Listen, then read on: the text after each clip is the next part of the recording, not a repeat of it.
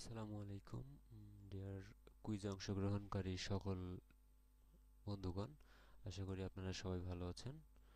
আজকে আমি বঙ্গবন্ধু শেখ মুজিব কুইজের 12তম পর্ব নিয়ে এসেছি। তো আপনারা যারা এখনো উত্তর দেননি তারা অবশ্যই আমার এখান থেকে উত্তর দিয়ে দিবেন। তো আমি প্রথমেই অনুচ্ছেদটি পড়ে দিচ্ছি। 1946 সালে কলকাতার ইসলামিয়া কলেজে ছাত্র সংসদের গুরুত্বপূর্ণ একটি পদে বাধ্য হয়ে কিছুদিনের জন্য বিনা প্রতিদ্বন্দ্বিতায় নির্বাচিত হন। অনেক চেষ্টা করেও দুই গ্রুপের মধ্যে আপোষ না হওয়ায় উভয় গ্রুপ অনুরোধ করে যে শেখ মুজিবকে দায়িত্ব নিতে হবে অথবা নির্বাচন দিতে হবে। এর আগের 2 বছরও নির্বাচন বিনা প্রতিদ্বন্দ্বিতায় হয়েছে। এখন যদি নির্বাচন প্রক্রিয়া আবারও শুরু হয় তাহলে তা আর বন্ধ করা যাবে না।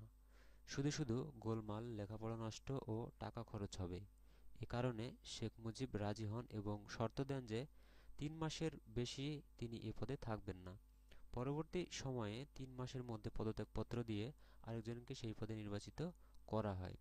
এখন প্রশ্নটি দেওয়া আছে, ইসলামিয়া কলেজ ছাত্র সংসদের কোন পদে শেখ মুজিব নির্বাচিত হন? প্রশ্নটি আবারও বলে দিচ্ছি, ইসলামিয়া কলেজ ছাত্র সংসদের কোন পদে শেখ মুজিব নির্বাচিত হন?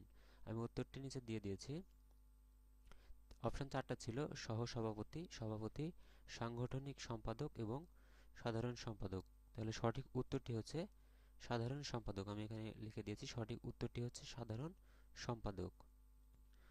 গত দিনে বলে দিয়েছিলাম যে আমার কুইজের উত্তর থেকে যদি কেউ কুইজে অংশগ্রহণ করে এবং পুরস্কার পায় তাহলে অবশ্যই কমেন্ট বক্সে জানাবেন। তো গত 10 তারিখের কুইজ বিজয়ী হয়েছিলেন একজন এটিএম রুহুল আমিন। তিনি